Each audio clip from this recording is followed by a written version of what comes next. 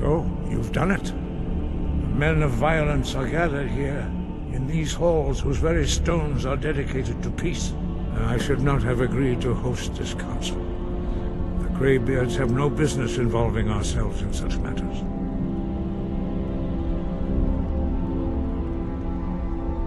Peace? I doubt it. They may put their weapons down for a moment, but only to gather strength for the next bloodletting. They are not yet tired of war. Far from it. Do you know the ancient Nord word for war? Season unending. And so it has proved. But regrets are pointless. Here we are. Take your seat at the council table, and let us see what wisdom we can find among these warriors of Skyrim. So, Arngeir, is it? You know why we're here. Are you going to let us in or not? You are not invited here. You're not welcome here. We have as much right to be at this council as all of you. More, actually, since we were the ones that put the Dragonborn on this path. Were you? Hubris of the Blades truly knows no bounds. Delphine, we're not here to rehearse old grudges. The matter at hand is urgent. Alduin must be stopped. You wouldn't have called this council if you didn't agree. We know a great deal about the situation and the threat that Alduin poses to us all. You need us here if you want this council to succeed.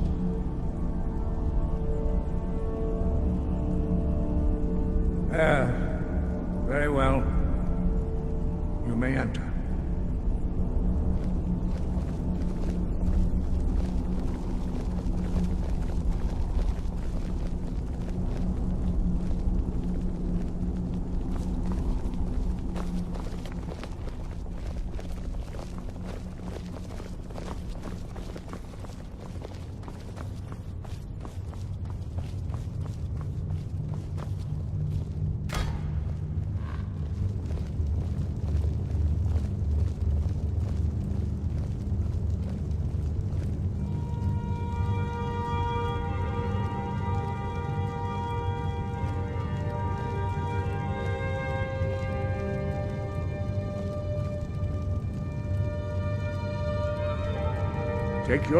Now that everyone is here, please take your seats so we can begin. I hope that we have all come here in the spirit of... You insult us by bringing her to this negotiation?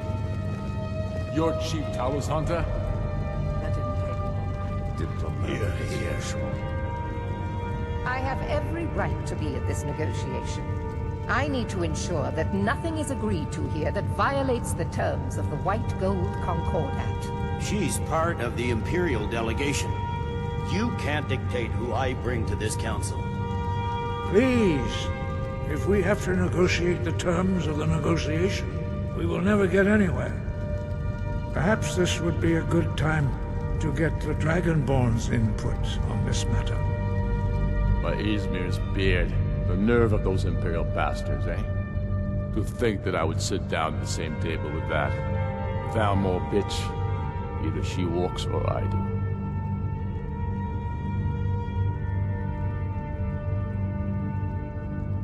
Maybe so, but bringing her here is a deliberate provocation. Tullius needs to know I won't be pushed around.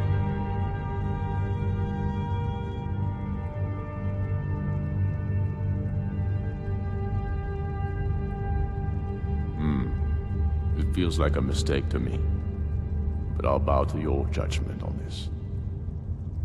But she is to observe, nothing more. We are not negotiating with her. Is that clear? Ulfric, why so hostile? After all, it's not the Thalmor that's burning your farms and killing your sons. She's supposed to be on our You side? know exactly... No. Not this time. Now that that's settled, may we proceed? I have something to say first. Here we go. The only reason I agreed to attend this council was to deal with the dragon menace. There's nothing else to talk about. Unless the Empire is finally ready to renounce its unjust claim to rule over the free people of Skyrim. I knew he wouldn't be able to resist. Arrange a temporary truce to allow the Dragonborn here to deal with the dragons, nothing more. I consider even talking to the Empire a generous gesture. Are you done? Did you just come here to make speeches, or can we get down to business? Yes, let's get this over with. Are we ready to proceed? Jarl Ulfric, General Tullius, this council is unprecedented. We are gathered here at the Dragonborn's request.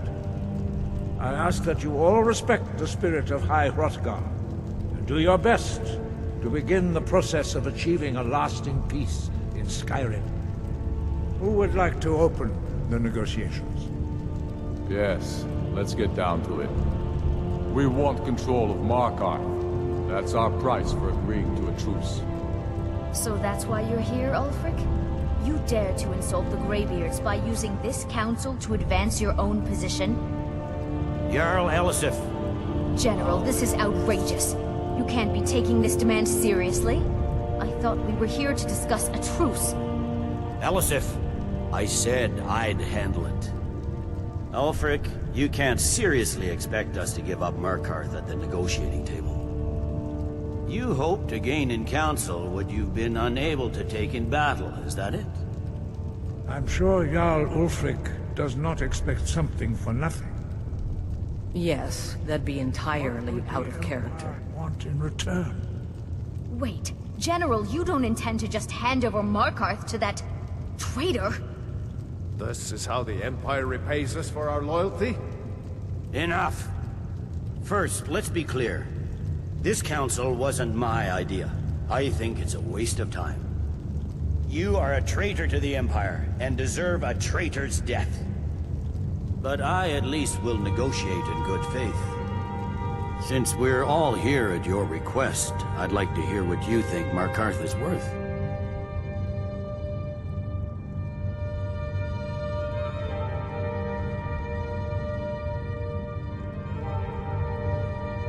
In exchange for Markarth, the source of most of Skyrim's silver. Hardly. Riften seems like a better choice to me. Well fortified, easily resupplied from across Lake Honric, plus all the mead we can drink.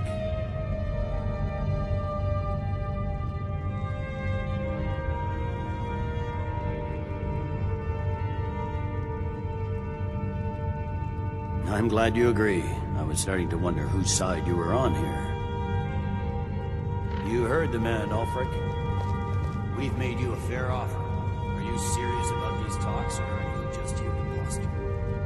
I expected better from you, Dragonborn. I came here in good faith, and now it seems you help the Empire at every turn.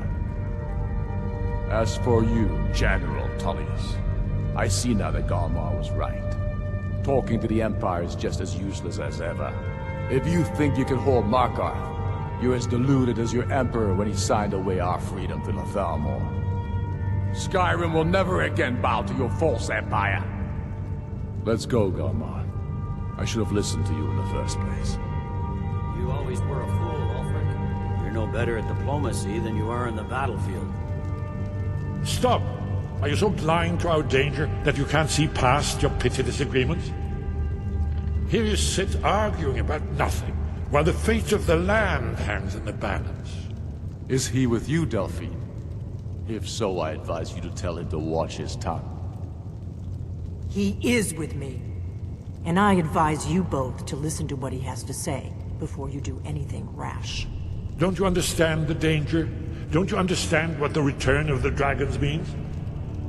Alduin has returned, the World Eater. Even now he devours the souls of your fallen comrades. He grows more powerful with every soldier slain in your pointless war. Can you not put aside your hatred for even one moment in the face of this mortal danger? A very pretty speech. But what does Shut it have up. to do with the... If he's right about Alduin, we both have just as much to lose here, Tullius. Remember that. Now, back to the matter at hand. Don't hand me a mug of sheep's piss and call it mead. these terms are still not acceptable. I'm sure you have something in mind. Damn right we do. You surrender Hjalmarch to us, and take Idgrod Ravencrone with you. Sorely the Builder will take over as Jarl of Marthal. Where do these demands stop, Ulfric? Do you expect me to surrender all of Skyrim? It seems I have no choice but to let the Dragonborn decide. Although I'm starting to doubt your fairness. What say you, Dragonborn?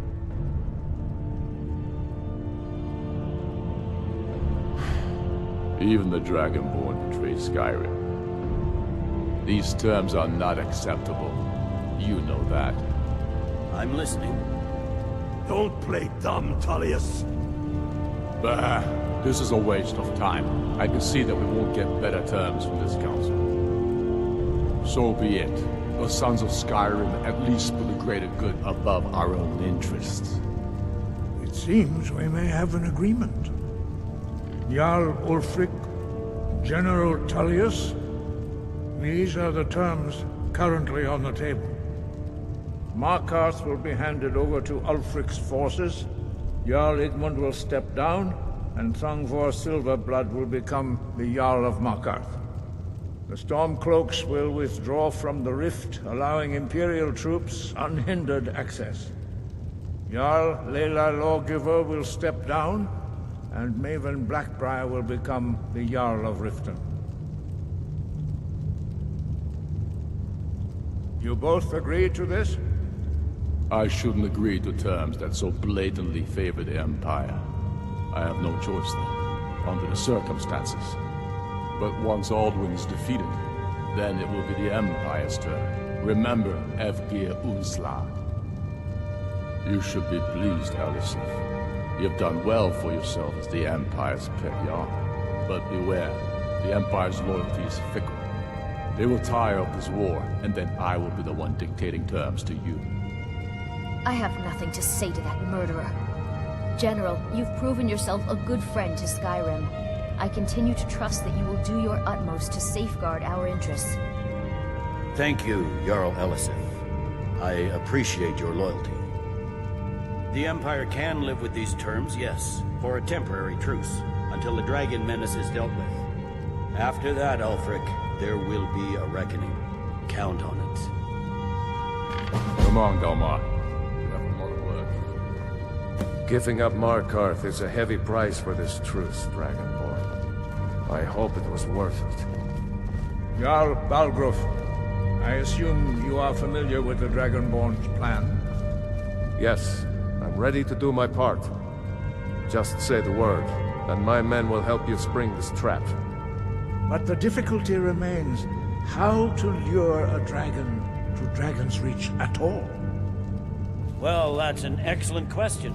You haven't overlooked that little detail, have you? I believe I can be of help here. I anticipated the problem. While you were arranging this meeting, I was busy in the library of Skyhaven Temple, an unguessed trove of lost lore. But the important thing is that the Blades recorded many of the names of dragons they slew. Cross-referencing this with Delphine's map of dragon burial sites, I believe I've identified one of the dragons that Alduin has raised up. Don't you see?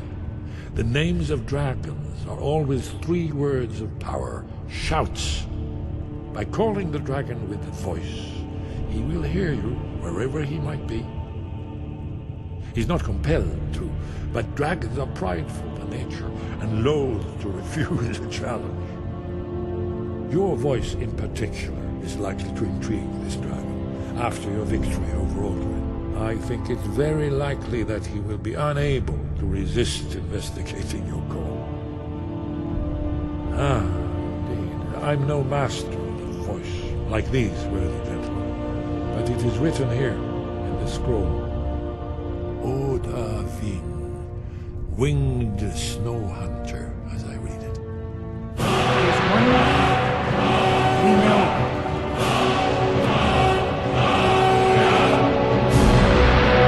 There's one more thing. We know about Parthenax. The The dragon that the Greybeards have been protecting for all these years. He needs to die. He deserves to die. And it falls to you to kill him. Until he's dead. Well, I'm sorry, but we would dishonor our oaths as blades if we continue to help you.